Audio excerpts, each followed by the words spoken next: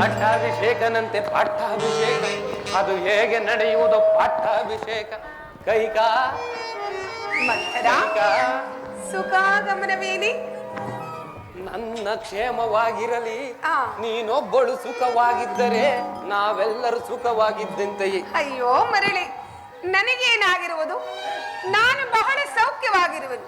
ನನ್ನ ಸಂತೋಷಕ್ಕೆ ಪಾರವೇ ಇಲ್ಲ. ಮಂತರ, ಇದೇನಿದು? ಈ ನಿನ್ನ ಮುಖಕಮಲವನ್ನು ನೋಡ್ತಿದ್ದರೆ ಯಾವುದೋ ಸಂತಾಪ ಸೂಚಿತವಾದ ವಾರ್ತೆಯನ್ನು ತಂದಂತಿರುವುದು. ಅದೇನೆಂದು ಹೇಳಬಾರದೇನೆ? ನಿಜವಾಗಿಯೂ ನಿನಗೆ ಈ ವಿಚಾರ ತಿಳಿಯದೋ? ತಿಳಿದಿದ್ದರೆ ಹೇಳು ಎಂದು ನಿನ್ನನ್ನೇಕೆ ಕೇಳುತ್ತಿದ್ದೆ? ಅದೇನೆಂದು ಹೇಳಬಾರದೆ? ಈ ದಿವಸ ಶ್ರೀರಾಮಚಂದ್ರನ ಪಟ್ಟಾಭಿಷೇಕನದ್ದು, ಅದು ನಿನಗೆ ತಿಳಿಯದು?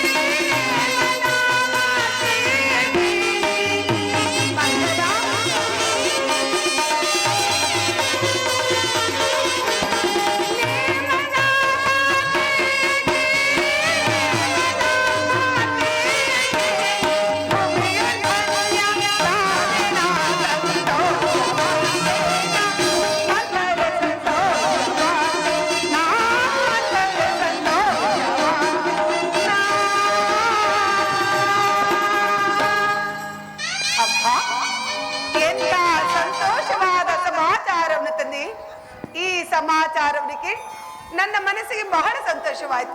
ಈ ಹಾರವನ್ನು ಸ್ವೀಕರಿಸಿ. ಲೋಕದಲ್ಲಿ ನಿನ್ನಂತ ಮೂಢ ಸ್ತ್ರೀಯರು ಉಂಟೆ? ಸರ್ಪದ ಎಡೆಯ ನೆರಳಲ್ಲಿ ವಾಸಿಸುವ ಕಪ್ಪೆಯಾಗಿ ತನಗುಂಟಾಗುವ ಹಾನಿಯನ್ನು ತಿಳಿಯದೆ ನಮ್ಮ ದೇವಿಯು ಬಹಳ ಸಂತೋಷ ಪಡುತ್ತಿರುವಳು.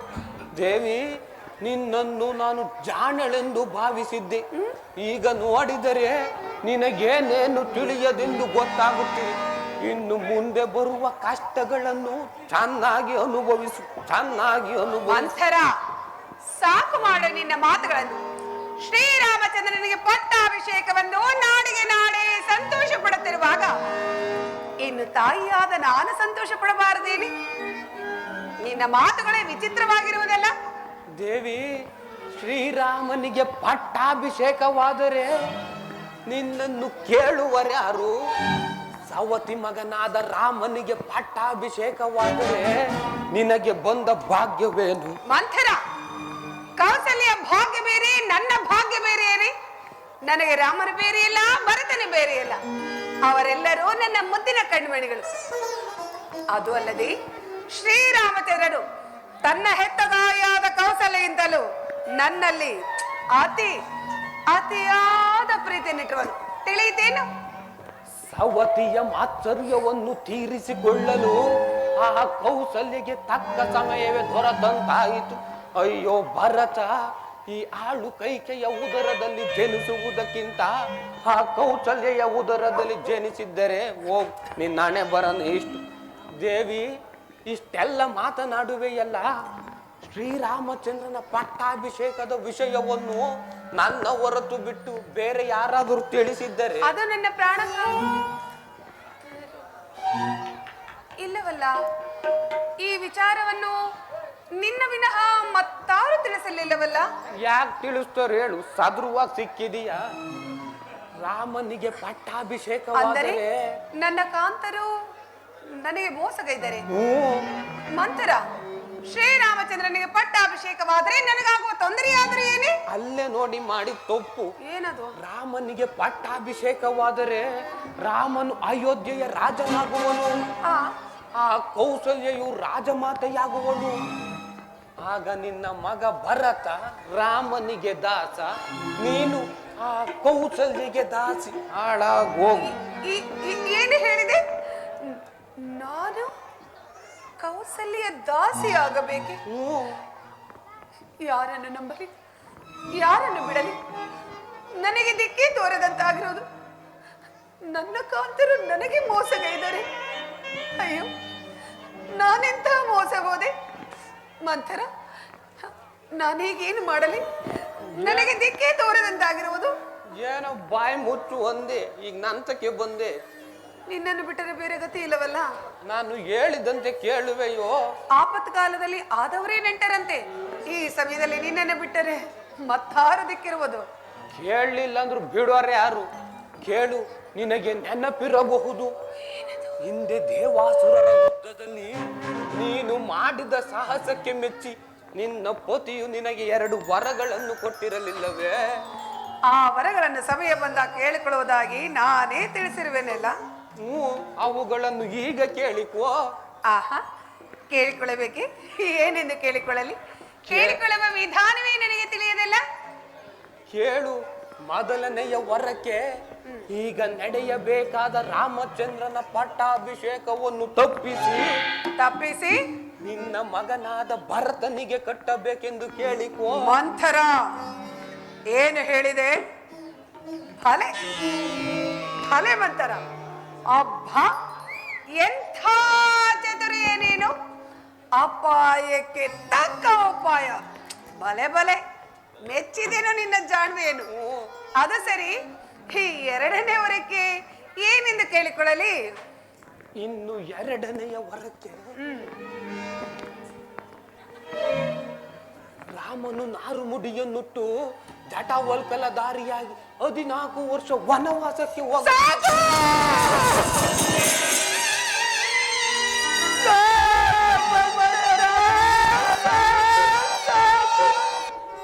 ಅಬ್ಬಾ ಅಬ್ಬಾ, ಕೇಳಲು ಎಷ್ಟೊಂದು ಕಠೋರವಾಗಿರುವುದು.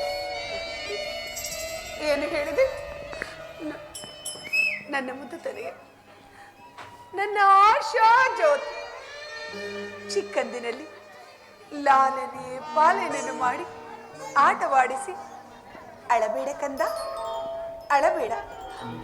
ಅದೋ ನೋಡು, ಚಂದ ಮಾಮ ನಿನ್ನನ್ನೇ ನೋಡಿ ನಗುತ್ತಿರುವನು. ಒಂದೇ ಒಂದು ತುತ್ತು ಅನ್ನವನ್ನು ತಿನ್ನು ಕಂದ ಎಂದು ತುತ್ತನ್ನಿಟ್ಟು ಬಾಚಿ ತಪ್ಪಿ ಮುತ್ತನ್ನಿಟ್ಟು ಪ್ರೀತಿ ಮಮತೆಗಳನ್ನು ಧಾರೆ ಎರೆದು ಅಕ್ಕರೆಯಿಂದ ಸಾಕಿ ಸಲಹಿದ ಕುಮಾರನನ್ನು ನಿಷ್ಕರುಣೆಯಿಂದ ಕಠೋರ ಹೃದಯಳಾಗಿ ಕಾಡಿಗೆ ಕಳಿಸಬೇಕು. ನೀನಲ್ಲದೆ ಮತ್ತಾರಾದರೂ ಇಂಥ ಮಾತುಗಳನ್ನು ಆಡಿದ್ದರೆ ನಿನ್ನ ಮುಖ ನೋಡುವುದು ಸಹ ಪಾಪಕರ. ತೊಲಗೆ ತೊಲಗು. ಸುಮ್ಕಿದ್ದಿದ್ರು ಆಗದು, ಅದೇನೋ ಮಾಡಕ್ ಹೋಗೇನೋ ಆತಲ್ಲೋ ದೇವಿ. ಕಂಡದ್ದನ್ನು ಕಂಡಾಗೆ ಹೇಳಿದ್ರೆ ಕಂಡದಂತ ಹಾಕುವಪ್ಪ. ಹೋಗಲಿ ಬಿಡು, ನನ್ನ ಮಗನೇನಾದರೂ ಈ ರಾಜ್ಯವನ್ನಾಳಬೇಕೆ. ನಾನು ಹಿಂದೆ ಸಾಯುವೆನೋ ನಾಳೆ ಸಾಯುವೆನೋ ಹಗುರ ಬಿಟ್ಟು ಮಾತನಾಡಬೇಡ. ಹಿಂದೆ ರಾಮಚಂದ್ರನ ಪಟ್ಟಾಭಿಷೇಕ ಅದು ಇರಲಿ. ಇಂಥದ್ದರಲ್ಲಿ ನಿನ್ನ ಮಗನನ್ನು ಅವರ ಮಾವನ ಮನೆಗೆ ಏಕೆ ಕಳಿಸಬೇಕಾಗಿತ್ತು? ಏನೋ ಇನ್ನು ಮುಂದೆ ಬರುವ ಕಷ್ಟಗಳನ್ನು ಈ ಆಳು ಕಣ್ಣುಗಳಿಂದ ನೋಡಬೇಕಲ್ಲ ಎಂದು ಹೇಳಿದೆನಮ್ಮ. ನಾನಿನ್ನು ಬರುವೆನು. ಮಂಥರ ನಿಜ, ಮಂಥರೆಯ ಮಾತು ನಿಜ. ಸವತಿ ಮತ್ಸರ ಎಂಬುದು ಪ್ರಪಂಚದಲ್ಲಿ ಬಹಳ ಅನರ್ಥಕರ. ನನ್ನ ಪ್ರಾಣಕಾಂತರೆ ನನ್ನ ಹಾಗೂ ನನ್ನ ಮಗನ ಭವಿಷ್ಯವನ್ನು ಯೋಚಿಸದೆ ಸದಾ ಕೌಸಲ್ಯ ದಾಸನಾಗಿರುವಾಗ ನಾನೇಕೆ ಯೋಚಿಸಲಿ ಆ ರಾಮನ ಬಗ್ಗೆ? ನನಗೆ ನನ್ನ ಮಗ ಭರತನೇ ಮುಖ್ಯ, ಅವನ ಅಭಿದ್ದವೇ ಮುಖ್ಯ. ನಂತರ ಕೋಪಿಸಿಕೊಳ್ಳಬೇಡವೇ? ರಾಮನ ಮೇಲಿನ ಅತಿಯಾದ ಪ್ರೀತಿ ನನ್ನನ್ನು ಮೂಢನನ್ನಾಗಿ ಮಾಡಿಸಿತು. ನೀನು ಹೇಳಿದಂತೆ ಕೇಳುತ್ತೇನೆ. ಈಗ ನಾನೇನು ಮಾಡಲಿ? ನಾನು ಹೇಳಿದಂತೆ ಕೇಳುವೆಯೋ?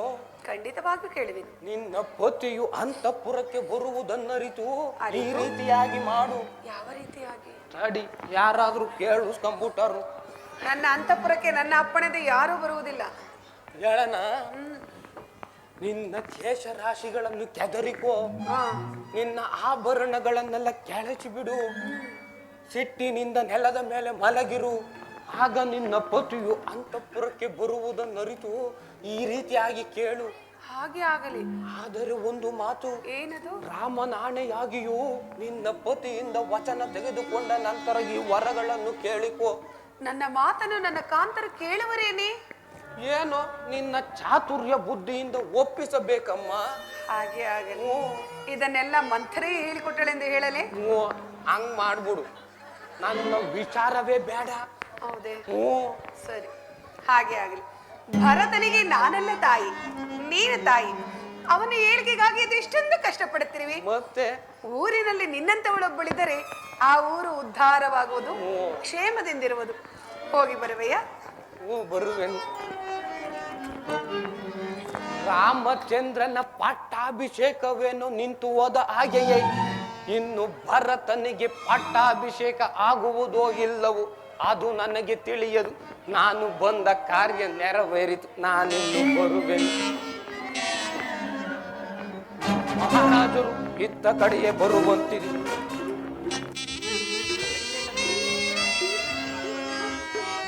ಬರಲಿ. ನನಗೆ ನನ್ನನ್ನೇ ವಂಚಿಸುತ್ತಿರುವಲ್ಲವೇ? ತಕ್ಕ ಪಾಠವನ್ನೇ ಕಲಿಸುತ್ತೇನೆ.